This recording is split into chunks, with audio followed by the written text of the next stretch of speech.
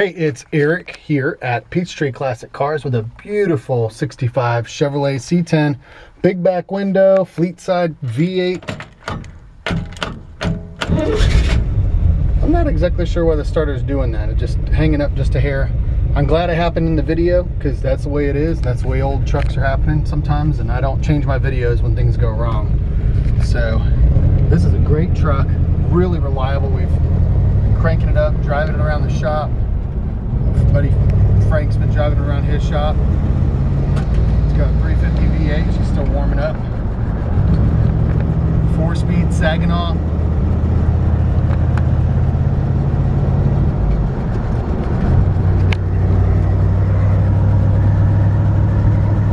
Speedometer works. Got a tachometer on it. Looks like the tach is not hooked up. Fuel gauge works.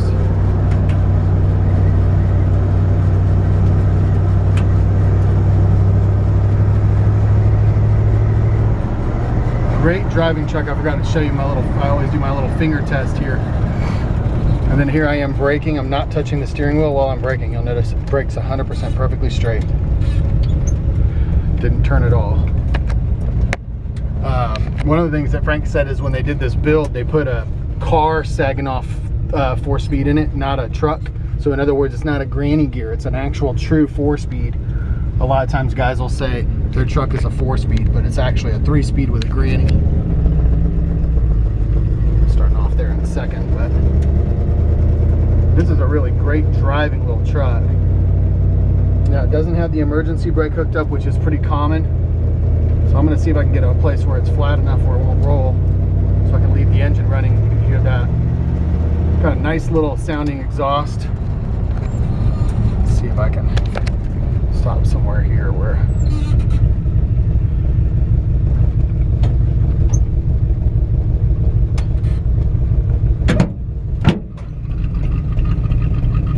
unfortunately it's just not quite flat enough. Let me go up just a little farther. Try here. Let's see if this helps. Yeah, that's better. Great sounding exhaust.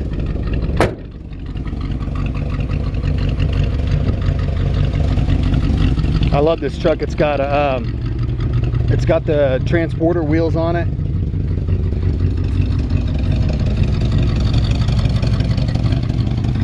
Loading up just a touch. And I just put the calyx on the exhaust manifold. That dressing that gives it a new look. Nice, really nice little engine detail here. Great healthy V8. Got a new alternator, new fuel pump, new HEI distributor, brand new Edelbrock. Yeah, it's an Edelbrock AVS2 carburetor. I'm gonna go ahead and turn it off so we can hear a little better.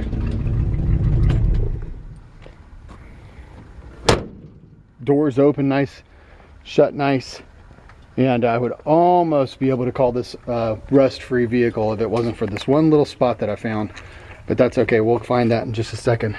Inner fender wells are rust-free, solid, nice looking engine detail, really just original style, you know, just an old school. It's got a brand new old school style chrome air cleaner, old school valve covers from original. And I actually just wanted to leave it alone. I thought it looked so original looking. Now this is a 3700010 cast number on the back, which is a 350 V8 out of anything from a 68 to 79 vehicle that Chevrolet made. So that tells me it's not the original 1965 V8, but it's typically considered a better or an upgraded version to get. This is what the most common 350 that they made. Nice, solid, clean, straight hood. A couple little spots where the paint is, you know, chipping off right there, typical. This is a really good looking driver truck. If I was keeping it, I wouldn't do anything to the body.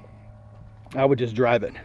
It's beautiful. The cream color paint on the trim matching the cream paint on the transporter wheels. Those are 22-inch wheels.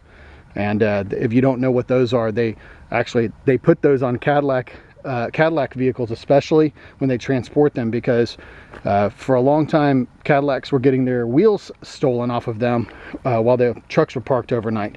So they started putting these transporter wheels on and shipping the Cadillac wheels directly to this dealership. Then they take these off, they put the real wheels on for like Escalades and things like that, and then usually these dealers are left with these, which to them typically means nothing, but to us means a lot. So anyways, nice tailgate. All the paint is in great shape. This is a nice looking driver quality paint job. It's not perfect. It's got a little bit of, you know, tiny spots, a little orange peel here or there, or a couple of little, you know, tiny imperfections, so small that you wouldn't be able to catch on the camera really. But maybe a wet sand would help. Actually, I don't really see much. Yeah, there's a couple little spots. I was going to say orange peel there. Steel bed. Now, if I was keeping the truck, I'd put a wood bed in it and I'd put it right on top of the steel bed. Fuel tank's been moved to the back. They did it tastefully right here, and I actually like that. It looks good. It's clean. It doesn't look junkyard like some of them.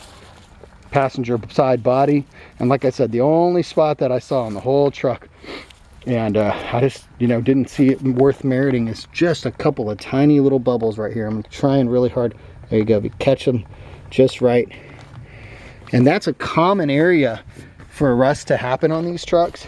That is not rusted all the way through, and so it is not really an area of concern for me. The doors open and shut really nice. Tweed seat covers, got a couple of tears in it, and if it was me, I'd probably just get another one. I like it. I like the color of it, and it's comfortable. They cost about $200 for the seat cover, and they're really easy do-it-yourselfer. The ones that they make, they send you the hog rings and everything from LMC Truck.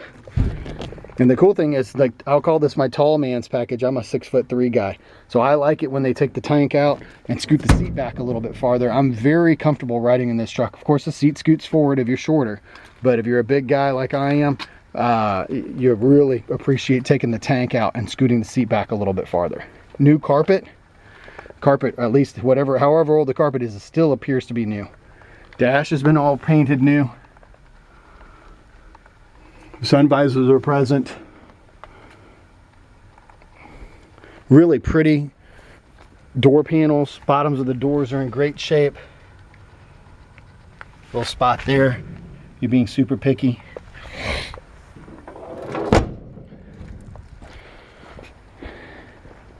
This has just got the perfect look to it.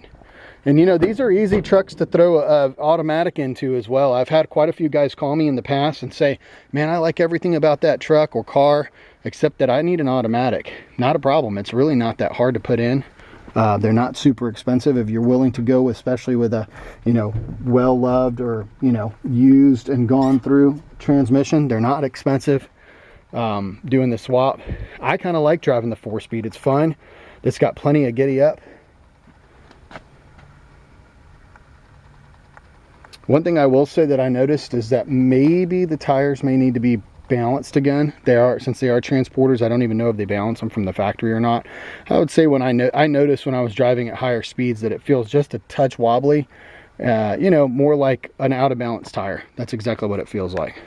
So as I said earlier, the gauges are all here present. I know the lights work. Let's see if that's the choke. It doesn't appear, oops, that the turn signals, I'm sorry, not turn signals. I'm having a brain fart. Windshield wipers, I'm trying out all the stuff here. Just checking to see. Heater is all present and hooked up. Looks like the motor is not working. That's not uncommon. Windshield wipers do not seem to be turning on. Actually, like I said, always fired up, reliable for me. Every once in a while I've hit that key and it seems like for some reason the starter's hanging. Of course, it's a big back window. In the original look, this is like original good condition weather stripping. If I get up close, you'll see it's cracked. It's actually easy to buy a weather stripping kit for that. The window felts are in good original condition, and actually all the window weather stripping appears to be in what I'd call pretty good survivor condition there. except the windshield looks like at some point somebody put a new weather stripping on. Underneath the truck, and this down the sides and everything, like I said, if you get really close up on it, a couple little imperfections in the paint or body work there. The nice and solid rockers. Looks like somebody put a jack here and jacked up on that. That's not all rusted out. That's just like somebody jacked on the wrong spot trying to jack it up to change a tire. Other than that, really, really solid undercarriage.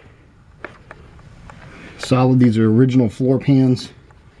There's the wood underneath, the original wood underneath that steel bed, which is really, really common. Back in the 60s and 70s when these wood beds started to rot, or guys were going to use the truck for a work truck, they would put steel over the top and just weld it in. And that made a, you know, heavy duty sturdy bed. That's very common. Polyethylene tank down here, which is an improvement over a steel tank. They don't rust, and they're lighter. Well, I guess they're about the same, but they don't rust, which is really nice. So the funny thing is, if it was me, I would probably, so you can see the emergency brakes are not hooked up. They actually make an emergency brake rebuild kit from LMC Truck. I want to say it's about $200 or so, and it comes with all the cables and everything, and you just have to hook it all up. Passenger side down here, same thing, rocker. A little bit of, you know, body work could have been a touch better. It's not uncommon down low, especially if a vehicle's not on a lift to be painted or somebody doesn't get down low. But these rockers are in incredible condition. Cab corners, amazing. Floor pans, I don't see any signs of patches, cuts, or anything. It's like original, clean, solid floor pans and frame rails. It appears that somebody repaired or replaced the rear end as well. That all looks very clean and serviced.